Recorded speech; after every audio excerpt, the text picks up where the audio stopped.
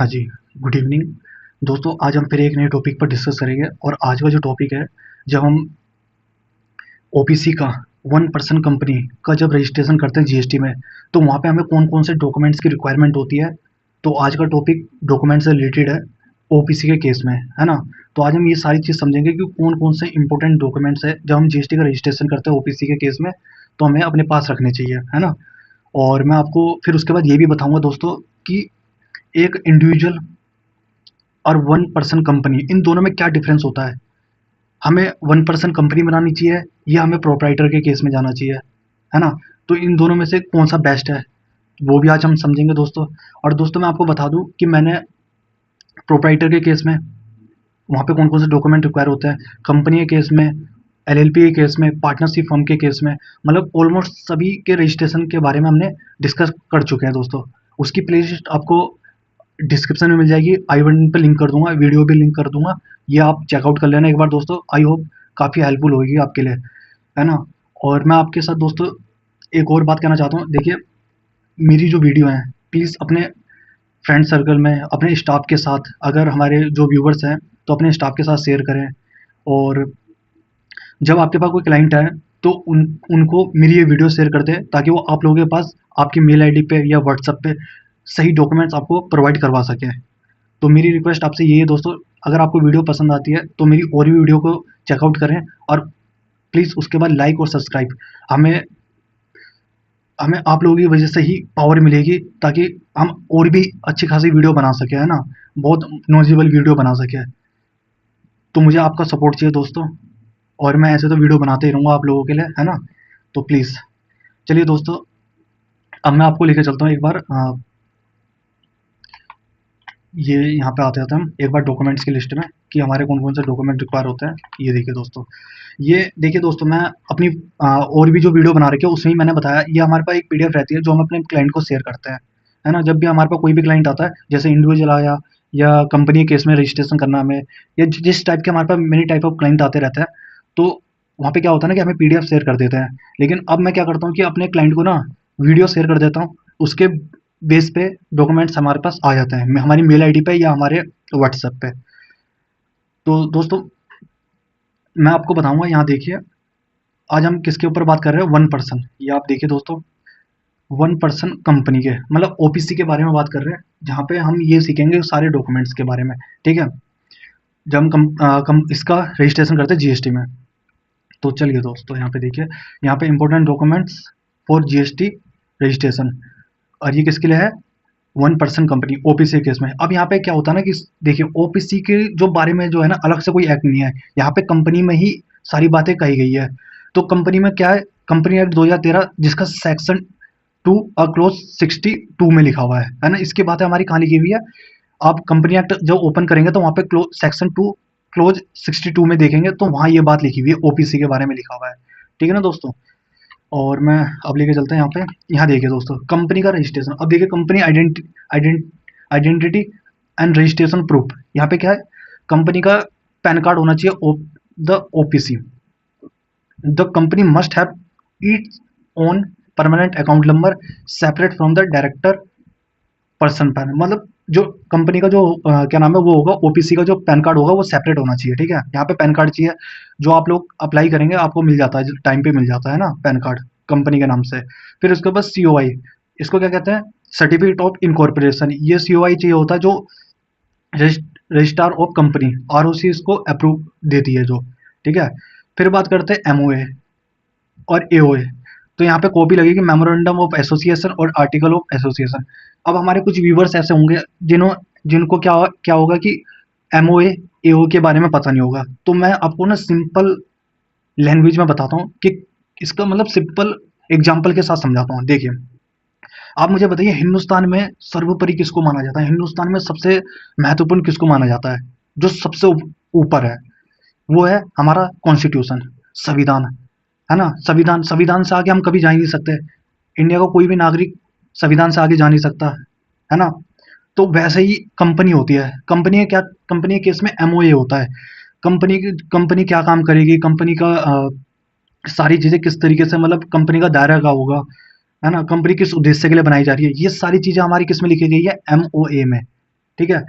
वैसे ही उसके बाद आता है हमारा एओए। एओ क्या होता है कि अब कंपनी तो बन गई, हमारी कंपनी बनी है कि किस तरीके से हमारी कंपनी का क्या चीज रहेगी, वो बात करता है एमओए। एओ क्या होता है कि ये घर की बात होती है, एओ को बोलते हैं घर के अंदर की बात, जैसे इंडिया के अंदर रहने की। तो मान लीजिए हमें भारत के अंदर किस तरीके से रहना है, क्या चीजें हमें करनी है, किस तरीके से लोगों के साथ मिलजुल के रहना है, ये सारी बातें एओए के अंदर होती है। इसमें क्या होता है कि मान लीजिए इसमें आते हैं हमारे डायरेक्टर्स, ठीक है ना, एम्प्लॉय आ जाते हैं, एम्प्लॉयर आ जाते हैं, फिर उसके बाद आते हैं हमारे शेयर होल्डर्स, है ना। यहाँ पे बात होती है कि हमें कितने शेयर इशू करने हैं, है ना। यहाँ पे डिविडेंड कैसे देना है, हमारे हमें कैसे डिविडेंड को बांटना है, ये सारी बातें जो होती है ए ओ ए के अंदर होती है। हमें एम्प्लॉय से कैसे काम करवाना है कंपनी के अंदर, कंपनी को कंपनी की मीटिंग कैसे होगी, ये सारी बातें यहाँ पे होती है। एओ के अंदर होता है कंपनी का उद्देश्य क्या रहेगा, कंपनी किसके ऊपर काम करेगी, तो ये सारी बातें कहानी की होती है एमओए के अंदर। एओ के अंदर होता है एम्प्लॉयर, एम्प्लॉय, फिर उसके बाद डायरेक्टर, डायरेक्टर को कैसे अपॉइंट किया जाएगा, डायरेक्टर जब कंपनी को रिजाइन देंगे तो किस तरीके से सारी चीज़ होगी, ये सारी बातें यहाँ होती है। किसी को अगर डिविडेंड देना है तो वो किस परसेंट पे दिया जाएगा, कैसे दिया जाएगा, ये सारी बातें किसमें होती है एओए के अंदर, ठीक है ना दोस्तों। तो यही छोटा सा एग्जाम्पल था, और मुझे लगता है कि आप लोगों को बहुत अंडरस्टैंडिंग हो गया होगा। इसके बाद आपको कोई डाउट नहीं रहेगा, मेरे जो व्यूअर्स हैं जो मुझे इस वक्त देख रहे हैं, ठीक है ना दोस्तों। अब बात करते हैं हम यहाँ पे director and authorise signatory detail. यहाँ पे आइडेंटिटी प्रूफ चाहिए होता है, किसका, पैन कार्ड, आधार कार्ड। जो आधार कार्ड होगा दोस्तों वो लिंक होना चाहिए मोबाइल नंबर से, मतलब आपका मोबाइल नंबर किससे लिंक होना चाहिए, आधार कार्ड से लिंक होना चाहिए। वहाँ पे फिर पासपोर्ट, फिर वोटर आईडी कार्ड जो डायरेक्टर का होता है ना, ये तो मैंडेटरी होते हैं, ये केवाईसी डॉक्यूमेंट्स होते हैं। फिर उसके बाद करते हैं फोटोग्राफ। यहाँ पे पासपोर्ट साइज फोटोग्राफ चाहिए होता है डायरेक्टर का, जो जेपीजी फॉर्मेट, जो कि 100 KB तक होना चाहिए आपका, है ना। एक छोटी सी फोटो आती है 100 KB तक होना चाहिए, जो हम जीएसटी पोर्टल में अपलोड करते हैं, ये सारे डॉक्यूमेंट्स। फिर बात करते हैं बोर्ड ऑफ रिजोल्यूशन, और उसके बाद है हमारा लेटर ऑफ ऑथराइजेशन। यहाँ पे क्या होता है ना कि हमें एक बोर्ड ऑफ रिजोल्यूशन, ये पता किस लिए बनाया जाता है दोस्तों, ये एक्चुअली क्या है ना कि यहाँ देखिए, authorise yourself act the authorise signatory for all GST matters. अब मान लीजिए आप आपने कंपनी बना ली, उसके बाद कंपनी कंटिन्यू वर्क में है, ठीक है ना, वहाँ पे इनवाइस कटते हैं, जीएसटी के भी काम होता है बहुत सारे, उनके पास ओटीपी जाता है, सब कुछ जाता है। तो उसके केस में क्या होता है ना कि हमें एक ऑथराइज सिग्नेटरी चाहिए होता है, जो कि डायरेक्टर ही होता है। यहाँ इसके नाम से पता है कि 1 पर्सन कंपनी, 1 पर्सन कंपनी का मतलब क्या है कि एक ही डायरेक्टर होगा। मैं आगे बताऊंगा कि इसमें कभी कभी डायरेक्टर बढ़ भी सकते हैं, तो वो मैं अब आगे बताता हूँ आपको, है ना। तो यहाँ पे एक ही होता है, शेयर होल्डर भी एक होता है, डायरेक्टर भी, तो वही उसको कंपनी को मैनेज कर रहा होता है, ठीक है ना। तो वहाँ पे ऑथराइज सिग्नेटरी चाहिए होता है। अगर मान लीजिए एक डायरेक्टर और आ रहा है कंपनी में, तो जो डायरेक्टर होगा वहाँ पे साइन करता है कि मैं जीएसटी का सारा वर्क देखूंगा, तो उनके बिहाफ पे वो सारे काम होते हैं जीएसटी के, ठीक है ना। उसके बाद बात करते हैं यहाँ पे, फिर आता हमारा फोन नंबर और जीमेल आईडी। अब यहाँ पे ना डायरेक्टर के फोन नंबर और जीमेल आईडी चाहिए होते हैं। अब कुछ हमारे प्रोफेशनल क्या करते हैं, जो हमारे व्यूअर्स हैं जो जीएसटी में रजिस्ट्रेशन करते होंगे, तो उस टाइम पे वो क्या करते हैं ना कि फर्स्ट टाइम जब कंपनी क्लाइंट की फाइल लग रही होती है जीएसटी में, पोर्टल में चढ़ रही होती है, तो वहाँ पे ना जीएस मेल आईडी में ना अपनी मेल आईडी दे देते हैं वहाँ पे। ये दोस्तों गलत होता है, ये गलत वे है। गलत क्यों है मैं बताता हूँ आपको। एक्चुअली क्या है ना, जब हम फर्स्ट टाइम कहीं पर रजिस्ट्रेशन कर रहे होते हैं, तो वहाँ पे जो फर्स्ट टाइम डॉक्यूमेंट चढ़ते हैं वही परमानेंट सेव हो जाता है उनके रजिस्टर में। फिर चाहे आप कितने भी अमेंडमेंट करिए, उसके बाद जो फर्स्ट टाइम चढ़े होते हैं उन्हीं को ही वो आने वाले टाइम पे, जैसे कंपनी मान लीजिए 10 साल काम करवा रही है एक कंसल्टेंट से, या 15 साल 20 साल काम करवाती है, उसके बाद अगर वो कंपनी वहां से छोड़ के कहीं दूसरे कंसल्टेंट के पास जाती है, तो कोई भी प्रोसीडिंग चलती है उन कंपनी के ऊपर, या प्रोप्राइटर केस में, या कोई भी हो, मैं सबकी बात कर रहा हूँ यहाँ पे जितने भी रजिस्ट्रेशन होते हैं, तो वहाँ पे क्या होता है ना, जीएसटी डिपार्टमेंट वाले जो चेक करते हैं वो क्या कहते हैं कि फर्स्ट टाइम जो रिकॉर्ड आए हैं हम पे, उनके बिहाफ पे वो ट्रैक करते हैं। तो अगर वहाँ पे आप लोगों की कंसल्टेंट की मेल आईडी होगी तो वहाँ पे ठीक नहीं लगता है। तो मेरी रिक्वेस्ट होगी, मैं मानता हूँ आप लोगों को ओटीपी के चक्कर में आपको क्लाइंट को फ़ोन करना पड़ता है कि हमें ओटीपी भेजिए, ये भेजिए। तो कभी कभार क्लाइंट अवेलेबल नहीं होते, तो रिटर्न फाइल करनी होती है जीएसटी की, तो उस केस में आप लोग चढ़ा तो देते हैं, लेकिन मैं कहूँगा कि बाद में आप अमेंडमेंट कर लीजिए, लेकिन फर्स्ट टाइम जब फाइल लगे तो प्लीज़ क्लाइंट की ही अपलोड करें, ताकि आप लोगों को भी दिक्कत ना हो और उनका मेल आईडी भी रहे। और मैं रिकमेंड करूँगा कि यहाँ पे जो मेल आईडी है ना, यहाँ पे सारी चीज़, यहाँ जितनी भी सारी चीज़ मैं बता रहा हूँ सब क्लाइंट का रहने दे, कोई दिक्कत नहीं है। अब बात करते हैं यहाँ पे business address proof principal place of business की। अब यहाँ पे क्या होता है ना, देखिए यहाँ पे लिखा है the document must clearly show the complete address and owner name. It should not be older than 2 months। You must provide any one of the following scenario. अब मतलब कहने का क्या मतलब है, इसमें क्या कह रहा है कि जब भी हमारे पास कोई डॉक्यूमेंट्स आए, जब भी हमारे जो क्लाइंट है हमें जब कंसल्टेंट को जब डॉक्यूमेंट शेयर करते हैं तो वहाँ पे वो भी चेक करें और कंसल्टेंट की भी ये रिस्पॉन्सिबिलिटी है कि वो भी चेक करे डॉक्यूमेंट्स को कि सारे डॉक्यूमेंट्स क्लियरली विजिबल है या नहीं है। अगर वो कहीं पर भी दिक्कत है, डिपार्टमेंट क्या करता है ना कि फर्स्ट टाइम चेक करेगा और एक बार चेक करने के बाद वो तुरंत आपको क्लैरिफिकेशन देता है, फिर आप रिप्लाई करते हैं, ये करते हैं बहुत सारी, कभी कभार डिपार्टमेंट जाके विजिट भी करना पड़ता है, तो काफ़ी सारी चीज़ें हो जाती हैं। तो मैं रिकमेंड करूंगा कि आप जो भी डॉक्यूमेंट्स आपके पास आए उसको सही से चेक करें। जब हमें ही गलती दिख रही है तो डिपार्टमेंट तो सिर्फ चेक करेगा, उसको क्या, उसका कोई नुकसान नहीं है। हमें तो अपना बिजनेस आगे करना है, बिजनेस आगे बढ़ाना है। तो उसके केस में हमें सारी चीज़ें कंफर्म करके ही अपलोड करनी पड़ती है ना। तो मैं ये प्रोफेशनल कह रहा हूँ और क्लाइंट को भी कह रहा हूँ कि अपने जब डॉक्यूमेंट शेयर करें कंसल्टेंट के पास तो चेक करें कि क्या वो विजिबल हैं, सही से क्लियरली शो हो रहे हैं, नहीं हो रहे हैं। अब मान लीजिए कि हमारे जो क्लाइंट है उनकी वो अपनी ही प्रॉपर्टी पे काम कर रहे हैं जहाँ पे रजिस्ट्री और इलेक्ट्रिसिटी बिल उनके ही नाम पे है। तो इस केस में आप ना प्रॉपर्टी टैक्स रिसिप्ट, म्युनिसिपल खाता कॉपी और इलेक्ट्रिसिटी बिल जो कि 2 महीने से पुराने नहीं होने चाहिए। अब मान लीजिए कुछ क्लाइंट क्या करते हैं, इलेक्ट्रिसिटी बिल देते हैं 3 महीने पुराने, 4 महीने पुराने, 6 महीने। तो भाई साहब इस केस में तो कोई भी रिजेक्ट कर देगा आपकी एप्लीकेशन, है ना। यहाँ पे आपको 1 महीना पुराना, ये 2 महीने पुराना ही इलेक्ट्रिसिटी बिल देना है। ऐसे नहीं कि आप पुराना उठा के दे रहे हैं, तो उसमें तो कोई भी रिजेक्ट कर देगा। ठीक है ना। जब प्रॉपर्टी आपके नाम पर रजिस्ट्री, घर की रजिस्ट्री, प्रॉपर्टी की रजिस्ट्री और प्लस में इलेक्ट्रिसिटी बिल आपके नाम पे हो, तब इस केस में। अब दूसरा केस क्या क्या आता है कि क्लाइंट अगर ऐसी प्रॉपर्टी में अपना बिजनेस कर रहा है जो कि रेंट पे है या लीज पे, तो वहाँ पे क्या लगता है वैलिड रेंट और लीज एग्रीमेंट जो कि स्टैम्प और साइन होने चाहिए ओनर के, ओपीसी के, ठीक है ना। फिर electricity bill, water, landline bill 2 महीने से पुराने नहीं होने चाहिए। लैंडलॉर्ड नेम और एनओसी सर्ट, है ना, यहाँ पे दे देना non objection certificate from the property owner. अब यहाँ पे क्या है ना कि मान लीजिए हमारे जो क्लाइंट है वो कहाँ काम कर रहे हैं, या हमारे जो व्यूवर्स आप जीएसटी में रजिस्ट्रेशन लेंगे, तो अगर कभी वो किसी अदर की प्रॉपर्टी में जाते हैं, मान लीजिए वहाँ बिजनेस करते हैं किस में, रेंट पे, तो वहाँ पे आपको क्या देना होता है, रेंट एग्रीमेंट या लीज एग्रीमेंट, ठीक है ना। वहाँ पे इलेक्ट्रिसिटी बिल जो लगता है वो 2 महीने से पुराना नहीं होना चाहिए, और प्लस में एनओसी आप लगा देना। इसके ऊपर भी कभी कभार डिपार्टमेंट वो भेज देता है आपको क्लैरिफिकेशन। तो मैं रिकमेंड करूंगा आपको कि एनओसी आप 100% लगा देना, चाहे वो मांगे या ना मांगे, फर्स्ट फाइल में ही एनओसी लगा देना, क्योंकि मांग मांग लेते हैं वो डिपार्टमेंट वाले क्लैरिफिकेशन पे। अब कोई फायदा नहीं है, जब आपको रजिस्ट्रेशन जल्दी चाहिए तो सारे डॉक्यूमेंट्स अपलोड करिए बढ़िया से एकदम। बात करते हैं अगर हमारे जो क्लाइंट है या व्यूवर्स हैं अगर वो रजिस्ट्रेशन ले रहे हैं, अब मान लीजिए प्रॉपर्टी क्या है आपके फादर मदर के नाम पे है, इलेक्ट्रिसिटी बिल या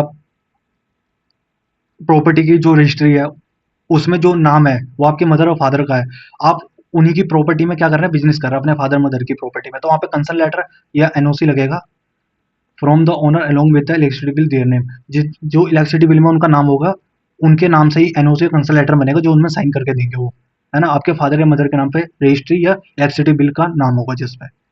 तो ये 3 केस होते हैं, ये आप एक बार चेकआउट कर लेना, और ये मैंने बता दिया आपको। और दोस्तों अगर आपको रजिस्ट्रेशन, अगर रजिस्ट्रेशन आपको 8 से 10 दिन के अंदर चाहिए तो जैसा मैं बता रहा हूँ ना वैसा फॉलो करिए। मैं 200% गारंटी ले रहा हूँ कि रजिस्ट्रेशन आपका आएगा। अगर आप ऐसे नहीं चलेंगे तो फिर रजिस्ट्रेशन आपका फंसेगा फंसेगा। अब बात करते हैं बैंक अकाउंट की। यहाँ पे क्या है ना, बैंक स्टेटमेंट और कैंसिल जाए। अब मान लीजिए आपके पास कंपनी की क्या, सॉरी कंपनी कह रहा हूँ, आरसी आ जाती है जीएसटी की, है ना, रजिस्ट्रेशन सर्टिफिकेट आ जाता है आपके पास, तो आपको ना वहाँ पे एक क्या डालना होता है, वहाँ पे आपको कैंसिल चेक लगाना होता है ओपीसी के जो नाम से प्रिंट होता है, करंट अकाउंट होता है जो बनाते हैं, है ना। वहाँ पे first page of bank passbook या रिसेंट बैंक अकाउंट नंबर, ठीक है ना। ये सारी चीज़ें हमें वहाँ पे क्या करनी पड़ती है, वहाँ पे आप कैंसिल चेक या बैंक की स्टेटमेंट की फ्रंट को वाली कॉपी जिसमें आपका क्या शो हो रहा हो, कंपनी का नाम, अकाउंट नंबर या आईएफसी कोड, ये दोनों चीज़ वहाँ पे शो हो रखी है, दोनों तीनों चारों चीज़ वहाँ शो होनी चाहिए, तो वो हमें अपलोड करना होता है वहाँ पे, ठीक है ना। अब बात करते हैं यहाँ पे, यहाँ देखिए, अब बात करें डिजिटल सिग्नेचर। यहाँ पे क्या होता है कि मैंने यहाँ पे तीनों केस ले रखे हैं, क्यों, बिकॉज मैंने ऑलरेडी इन तीनों में ही वीडियो बना चुका हूँ, एक बार आप चेकआउट कर लेना, है ना। यहाँ पे क्लास 3 का डिजिटल सिग्नेचर ये होता है जो कि डायरेक्टर रिक्वायर्ड और जो कंपनी के है ना, यहाँ पे ये चाहिए होता है किसके केस में, कंपनी के केस में ना, कॉर्पोरेट एंड यहाँ पे देखिए ये किसके बारे में, ओपी, ये किसके बारे में बोल रहा है, ओपीसी के बारे में, 1% कंपनी के बारे में। तो यहाँ पे डिजिटल सिग्नेचर चाहिए होता है, डायरेक्टर का रिक्वायर होता है, यहाँ पे डिजिटली साइन करते हैं हम, सबमिट करते हैं एप्लीकेशन को on the portal of corporate structure, ठीक है ना, यहाँ पे इससे भी हो जाता है, ठीक है। फिर बात करते हैं एलएलपी के केस में। एलएलपी के केस में देखो डिजिटल सिग्नेचर मैंडेटरी है, ये आपको रजिस्ट्रेशन लेना पड़ेगा, डिजिटल सिग्नेचर। फिर उसके बाद ट्रेडिशनल पार्टनरशिप के केस में, अब यहाँ पे क्या होता है ना, पार्टनरशिप फर्म होती है, उनके केस में भी यहाँ पे डीएससी बनाना होता है, ये ऑप्शनल होता है। आप ईवीसी के से भी आप ये फाइल कर सकते हैं, ठीक है ना। तो यहाँ पे इलेक्ट्रॉनिक वेरिफिकेशन कोड होता है, आपके मेल आईडी या फोन नंबर पे आता है, वहाँ पे ओटीपी डाल के तब जाके वो फाइल होता है। तो यहाँ पे देखिए ओपीसी, एलएलपी और इनके केस में ये मैंडेटरी होता है कंपनी के केस में, ठीक है ना दोस्तों। बात करते हैं उसके बाद एचएसएन कोड और एसएससी कोड। अब क्या होता है कि जब हम कंपनी बना रहे होते हैं तो इंडिया में ऐसा है कि हम ऑलरेडी वो बिजनेस एग्जिस्ट करता है इंडिया के अंदर, तभी हम वो बिजनेस कर रहे हैं, है ना। यूनिक बिजनेस तो होता नहीं है वो। तो हमारे क्लाइंट कभी कभार हमसे क्या पूछते हैं कि हम कहाँ से लेके आए एचएसएन कोड वगैरह ये सब। तो कभी भी ना आप ये देखिए कि आपके नियर बाय कोई सेम लाइन बिजनेस कर रहा हो ना, तो आप उनसे 5 एचएसएन कोड ले लें जो कि यूनिक होने चाहिए आपके बिजनेस से रिलेटेड। जीएसटी में 5 एचएसएन कोड लगते हैं, ओनली 5 जो यूनिक होने चाहिए। तो आप सेम लाइन बिजनेस देखिए आपने नियर बाय, तो वहाँ से आप एचएसएन कोड ले सकते हैं। बाकी जो हमारे कंसल्टेंट होते हैं वो भी सर्च करके अपना आप ही आप उन्हें नाम बता देंगे कि मैं इस टाइप का बिजनेस कर रहा हूँ, तो वो खुद सर्च करके निकाल देते हैं, पोर्टल से ही निकलता है वो भी। अब बात करते हैं बिजनेस नेम। तो ये आपको पता है कि जब आप पैन कार्ड बनाएंगे तो वहाँ पे आपका लीगल नेम ऑफ बिजनेस या ट्रेड नेम ऑफ कंपनी, तो ये ऑटोमेटिक वहाँ आ जाता है, ठीक है। अब बात करते हैं यहाँ पे इंपॉर्टेंट नोट्स की। ये देखो अब आपने क्या करा कि ये सारे डॉक्यूमेंट सबमिट करे, आपके पास जीएसटी नंबर आ चुका है। अब आपके पास जीएसटी नंबर आ गया तो आपको एक काम और करना होता है, यहाँ पे विद इन 30 डेज जब आपको आरसी मिली है, ये before filing first GSTR return which ever is earlier. अब यहाँ पे क्या होता है ना कि जब आपको आरसी मिल जाती है तो उसके 30 दिन, या जब आप जीएसटीआर 1 की रिटर्न फाइल करेंगे, जब आपको आरसी मिल गई है तो एक रिटर्न फाइल होगी जीएसटीआर 1 की, तो इन दोनों में से जो भी पहले होगा उसमें क्या करना होता है ना, बैंक स्टेटमेंट को अपडेट करना होता है जीएसटी पोर्टल पे, है ना। You must open A current account, आपको एक करंट अकाउंट ओपन करना होता है और अपडेट इन जीएसटी पोर्टल।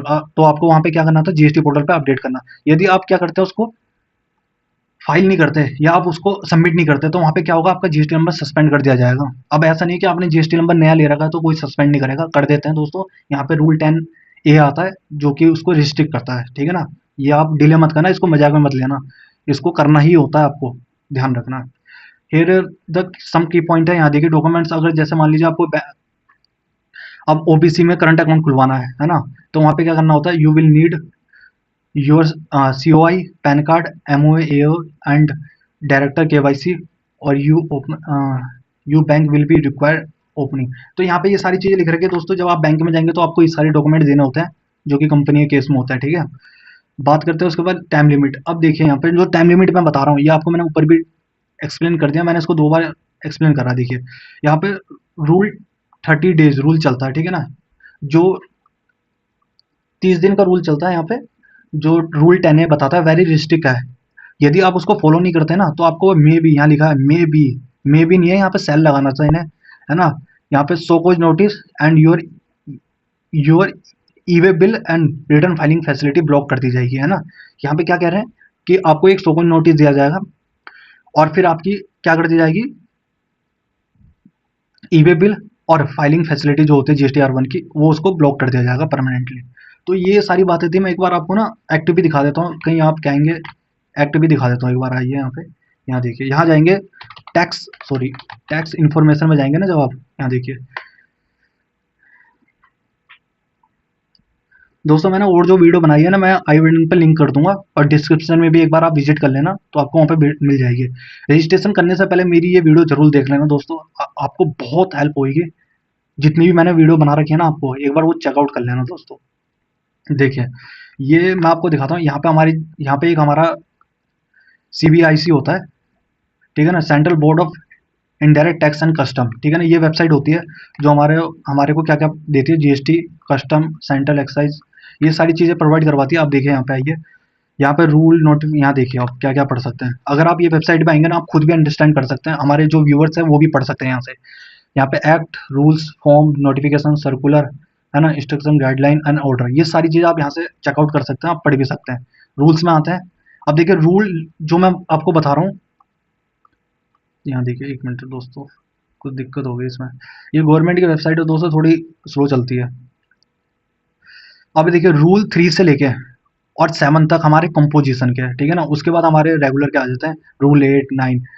तो यहाँ पे देखिए, यहाँ पे मैं एक और चीज़ आपको दिखा देता हूँ। देखिए बायोमेट्रिक, यहाँ पे एक मिनट, यहाँ पे ना बायोमेट्रिक का भी होता है, ठीक है। तब आपको रजिस्ट्रेशन जो दिया जाता है वो काफ़ी टाइम बाद दिया जाता है, 1 महीना लग जाता है उसमें। बायोमेट्रिक का भी होता है इसमें, है ना। एक मिनट, यहाँ पे बायोमेट्रिक का जो केस है ये देखिए, यहाँ पे जो लिखा है ना, ये देखिए यहाँ पे, ये सारी की सारी एक बार आप पढ़ लेना यहाँ से, ये सारी चीज़ें वही लिखी हुई है, ठीक है। आप इसको एक बार विजिट करेंगे इस पे वेबसाइट पे तो आपको पता चलेगा, ये सारी की सारी चीज़ें लिख रखी है। अब रूल 10 ही दिखाता हूँ आपको।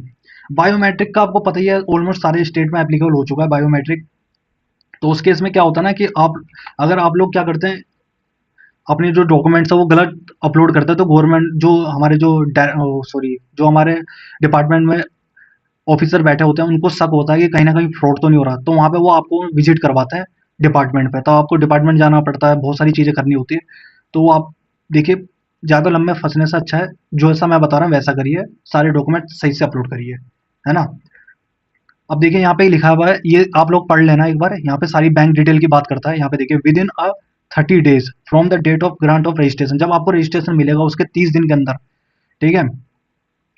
क्या कह रहा है, और उसके बाद आप क्या, filing outward supply of goods और सर्विस बोथ। ये सेक्शन 37 किसकी बात करता है, GST-R1 के रिटर्न की बात करता है। तो ये कह रहा है GST-R1 है ना, विच एवरेज अर्लियर 30 दिन, ये GST-R1 की रिटर्न फाइल करने से इन दोनों में जो भी पहले होगा, आपको furnish information with respect to detail of bank account on the common portal. Common portal वही है जीएसटी पोर्टल, है ना। तो आपको ये वहाँ पे प्रोवाइड करवाना पड़ेगा 30 दिन या GST-R1 की रिटर्न फाइल करने से पहले। दोनों में से जो भी पहले होगा आपको वहाँ बैंक डिटेल अपलोड करनी है। ये सारी बातें यहाँ लिखी है, आप एक बार इसको पढ़ लेना। और ये पोर्टल होता है हमारा, ठीक है ना। ये यहाँ से सारे रजिस्ट्रेशन वगैरह सारी चीज़ें की जाती है।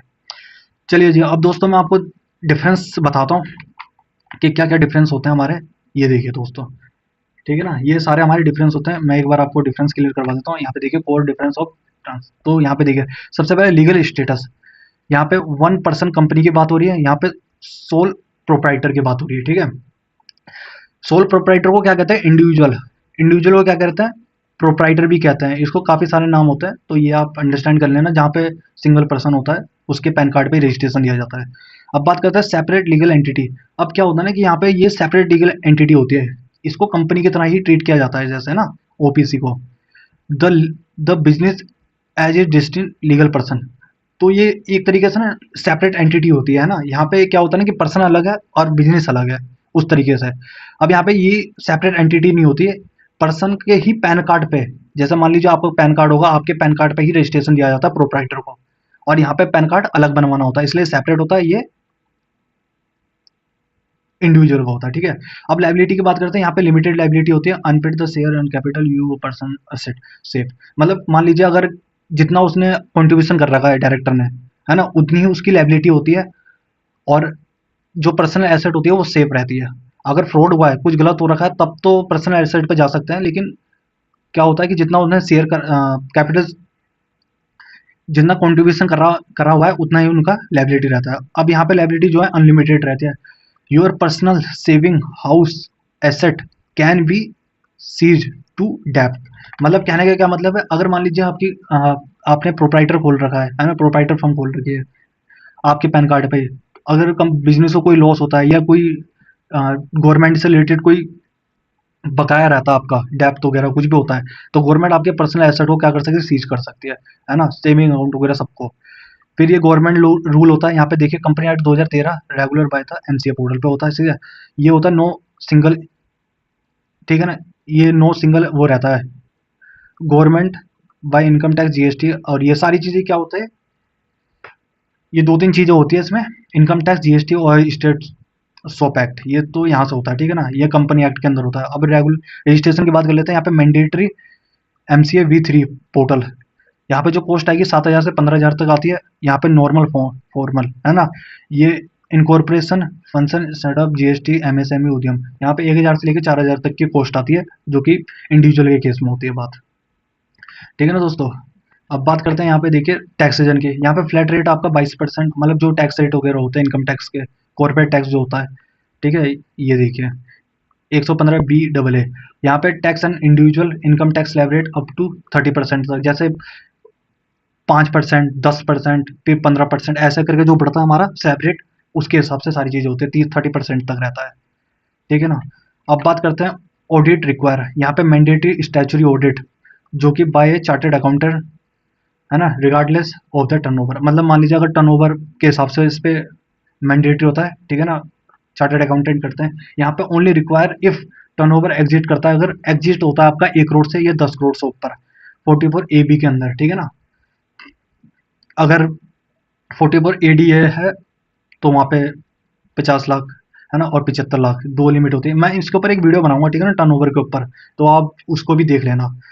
अब बात करते हैं परपेचुअल सक्सेशन। अब यहाँ पे क्या होता है ना कि यहाँ पे कह रहा है यस है ना, a nominee mandatory to take over if owner, है ना। यहाँ पे क्या होता है, यदि ओनर की डेथ हो जाती है तो यहाँ पे जब हम रजिस्ट्रेशन करते हैं ना 1% कंपनी का, तो यहाँ पे कंपनी बंद नहीं होती है। अगर क्या नाम है हमारे क्या, अगर ओनर की डेथ हो जाती है तो वहाँ पे कंपनी बंद नहीं होती, यहाँ पे एक नॉमिनी को ऐड किया जाता है और वहाँ पे टेक ओवर वो कर लेता है ओनर के डेथ के बाद, तो वहाँ पे कंपनी एग्जिस्ट करती है फिर भी। तो यहाँ पे नॉमिनी को ऐड करना होता है, यहाँ पे नो, यहाँ पे कोई रिक्वायरमेंट नहीं रहती। The business legally dissolve open the death of या रिटायरमेंट ऑफ ओनर। अब मान लीजिए ओनर की डेथ हो गई, रिटायरमेंट हो गई, तो बिजनेस यहाँ पे क्लोज हो जाएगा। तो ये थी दोस्तों आज की वीडियो। आई होप आपको ये वीडियो पसंद आई होगी। तो मैंने इसमें आपको सारे डॉक्यूमेंट्स बताए हैं 1% से रिलेटेड, है ना, 1% कंपनी से रिलेटेड आपको सारे डॉक्यूमेंट्स बता रखे हैं। और एक बार आप और भी हमारी वीडियो में चेकआउट कर लेना, आपको बेनिफिट मिलेगा बहुत ज़्यादा। ठीक है ना दोस्तों, तो ये आज की वीडियो थी दोस्तों। लाइक सब्सक्राइब जरूर करना, जब आप लाइक और सब्सक्राइब करते हैं तो मुझे पावर मिलती है। और ये हर एक यूट्यूब चैनल की, हर यूट्यूब चैनल पे जो टीचर हैं उनकी पावर भी आप लोग ही हैं, है ना। जब आप उनको फॉलो करते हैं, उनके व्यूवर्स उनको फॉलो करते हैं, तब जाके वो और मोटिवेट होके और वीडियो और बढ़िया से वीडियो कंटेंट लाने की कोशिश करते हैं, है ना। वैसे ही दोस्तों मेरे चैनल को भी फॉलो करें, लाइक करें और सब्सक्राइब करें प्लीज़। ठीक है, इसी के साथ thank you for watching this video. I hope this video help to all. Bye bye, take care, have a nice day, धन्यवाद।